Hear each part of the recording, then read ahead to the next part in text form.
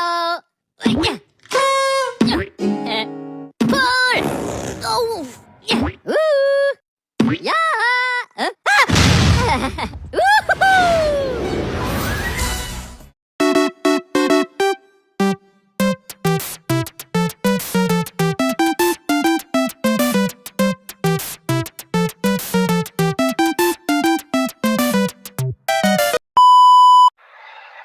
Bismillahirrahmanirrahim. Assalamualaikum warahmatullahi wabarakatuh. Perkenalkan, nama saya Indah Yulia Mastari dari Prodi Tadris Bahasa Inggris kelas 2C. Baiklah, pada kesempatan kali ini saya akan membahas tentang beberapa materi psikologi yang berkaitan dengan emosi, berpikir, dan motivasi belajar. Baiklah, saya akan membahas tentang emosi. Secara etimologi, emosi berasal dari kata emetus atau emore yang berarti mencerca atau to stir up, yaitu suatu yang mendorong terhadap sesuatu. Adapun dalam kamus psikologi, emosi berasal dari kata emovere yang berarti bergerak atau menyenangkan, mengendalikan atau mengatasi sesuatu. Adapun di dalam Kamus Besar Bahasa Indonesia, emosi didefinisikan sebagai luapan perasaan yang berkembang dan surut dalam waktu yang singkat. Emosi pada dasarnya merupakan gambaran perasaan seseorang terhadap sesuatu yang berbeda. Emosi adalah reaksi terhadap suatu kondisi yang berbeda. Oleh karena itu, sebenarnya tidak ada emosi yang sepenuhnya negatif dan tidak ada pula emosi yang sepenuhnya positif. Namun dalam beberapa pendapat yang lain, emosi dapat digolongkan menjadi dua jenis emosi, yakni emosi yang menyenangkan dan emosi yang tidak menyenangkan. Emosi yang menyenangkan ini dapat dicontohkan seperti emosi bahagia dan lain-lain. Adapun emosi yang tidak menyenangkan ini dapat dicontohkan seperti emosi marah, emosi sedih, emosi takut, dan lain sebagainya. Mengekspresikan emosi merupakan suatu hal yang penting bagi tiap individu, karena dengan mengekspresikan emosi yang tepat pada situasi yang tepat dapat membantu individu tersebut mengurangi tekanan yang ada di dalam dirinya. Selanjutnya, yakni emosi dapat diekspresikan melalui kata-kata, tindakan, dan ekspresi wajah. Adapun fungsi dari emosi yakni yang pertama memotivasi tindakan, yang kedua menimbulkan respon otomatis, yang ketiga meningkatkan daya ingat terhadap memori tertentu, dan yang terakhir meningkatkan ikatan sosial. Baiklah, selanjutnya yakni jenis-jenis emosi. Menurut psikolog Paul Ekman, terdapat ada 6 jenis emosi dasar. Yang pertama yakni emosi marah. Emosi marah yaitu emosi yang paling berbahaya di antara emosi yang lainnya. Mengapa? Karena memendam amarah dalam waktu yang cukup lama dapat meningkatkan hormon stres yang nantinya akan berujung pada gangguan kecemasan. Yang kedua, ada emosi jijik. Emosi jijik yaitu emosi yang dipicu atau dirangsang oleh penampilan, bau, atau tekstur tertentu. Emosi yang ketiga yakni emosi takut. Emosi ini biasanya muncul ketika manusia merasa terancam, baik secara fisik maupun fisiologisnya. Kemudian yang keempat, ada emosi bahagia. Emosi bahagia ini merupakan emosi yang paling dicari, paling dinanti, dan paling dinikmati oleh setiap individu. Dan biasanya emosi ini muncul apabila seseorang berhasil mendapatkan sesuatu yang diinginkan atau ketika berkumpul dengan orang-orang yang tersayang. Selanjutnya yang kelima yakni emosi sedih. Emosi sedih ini merupakan emosi kebalikan dari emosi bahagia tadi, yang mana emosi sedih tidak dinantikan, tidak diinginkan, dan tidak diminati oleh siapapun. Dan biasanya emosi sedih ini terjadi apabila seseorang gagal meraih apa yang dia inginkan dan berpisah dengan seseorang yang disayanginya. Kemudian yang terakhir yakni ada emosi terkejut. Emosi terkejut ini merupakan respon spontan terhadap peristiwa yang tidak terduga.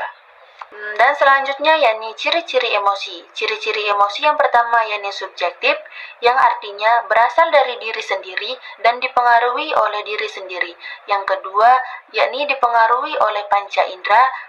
Ketiga, perubahan emosi. Yang keempat, diungkapkan dengan perilaku. Dan yang terakhir, berdasarkan pengalaman pribadi. Selanjutnya yakni faktor penyebab emosi pada anak.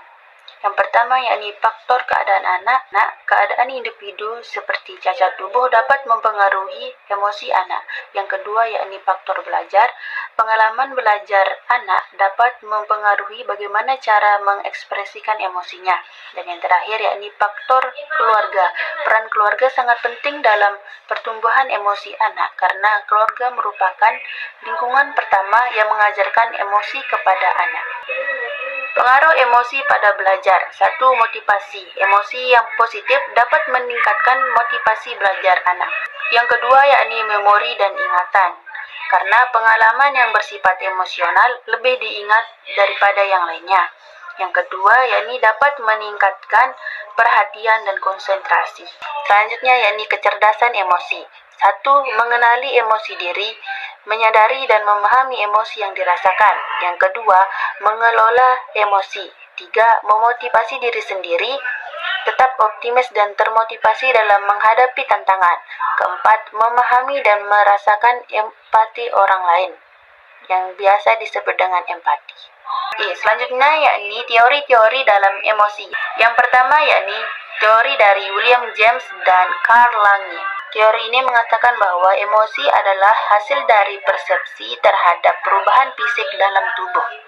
Contohnya seperti kita merasa sedih ketika kita menangis. Selanjutnya yakni teori Cannon-Bard yang dikemukakan oleh Walter Cannon berdasarkan penelitian dari Philip Bard mengatakan bahwa emosi dipengaruhi oleh aktivitas otak bukan karena perubahan fisik dalam tubuh.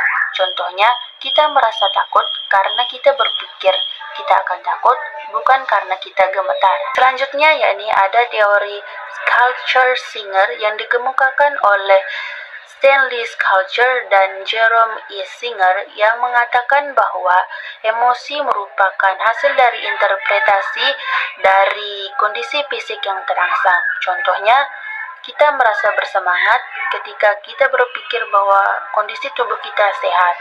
Materi selanjutnya yakni tentang berpikir. Berpikir adalah melakukan akal budi untuk mempertimbangkan dan menentukan sesuatu atau menimbang-nimbang dalam ingatan.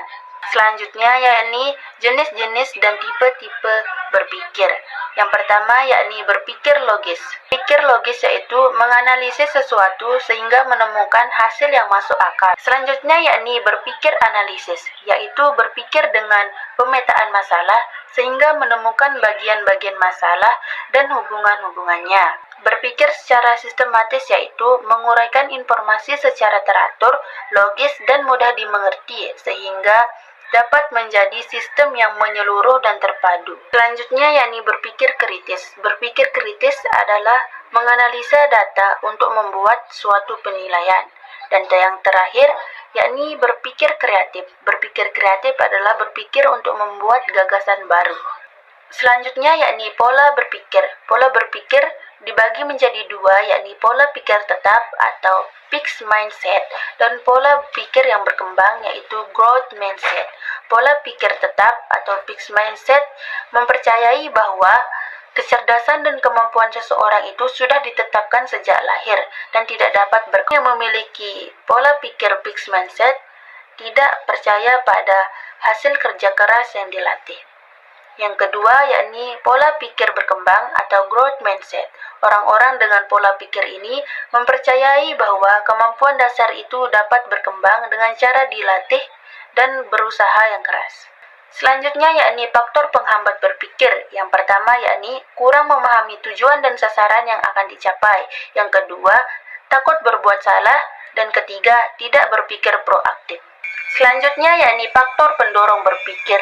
Yang pertama yakni kestabilan emosi, yang kedua pendidikan yang terpenuhi, ketiga lingkungan yang mendukung, dan yang keempat faktor intelektual individu. Baiklah selanjutnya cara mengidentifikasi cara berpikir seseorang.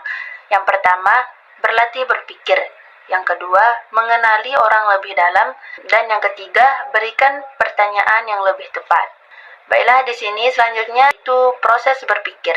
Proses berpikir di sini ada tiga, yakni proses pembentukan pengertian, proses pembentukan pendapat, dan yang terakhir penarikan kesimpulan.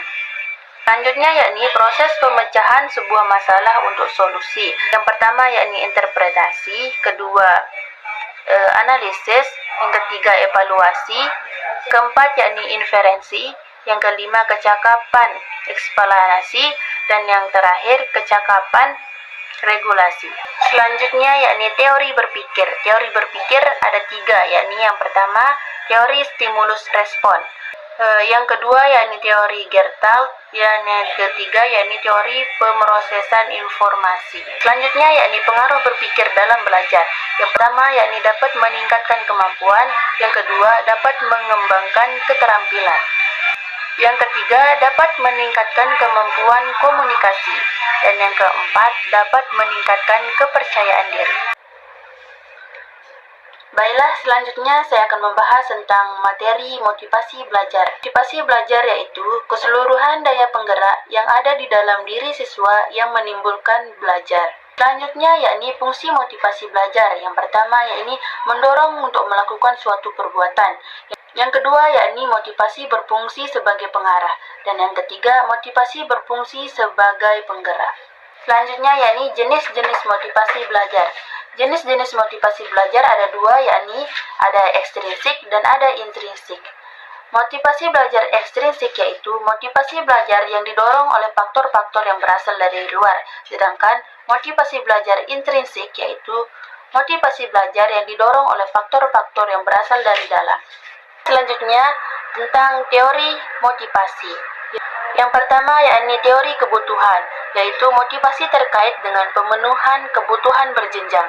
Yang kedua yakni teori 2 fakta, yaitu faktor motivasional atau ekstrinsik dan faktor hygiene atau intrinsik. Selanjutnya yaitu teori hedonisme, yaitu manusia terdorong oleh keinginan mendapatkan kesenangan. Yang terakhir yakni teori harapan, yaitu motivasi sebagai kombinasi keinginan mendapatkan hadiah. Adapun peran motivasi dalam keberhasilan siswa yakni yang pertama sebagai pendorong utama untuk belajar. Selanjutnya yakni siswa dengan motivasi belajar yang tinggi lebih giat dan tidak menyerah. Adapun sebaliknya siswa dengan motivasi yang rendah lebih cepat untuk putus asa. Selanjutnya yakni teknik-teknik meningkatkan motivasi belajar siswa. Yang pertama yakni memilih metode pembelajaran yang tepat. Yang kedua, memaksimalkan fasilitas pembelajaran. Dan yang ketiga yakni memanfaatkan media belajar. Dan yang keempat, meningkatkan kualitas guru. Dan adapun yang terakhir, yang kelima yakni melakukan evaluasi pembelajaran. Selanjutnya yakni motivasi belajar dalam perspektif Islam.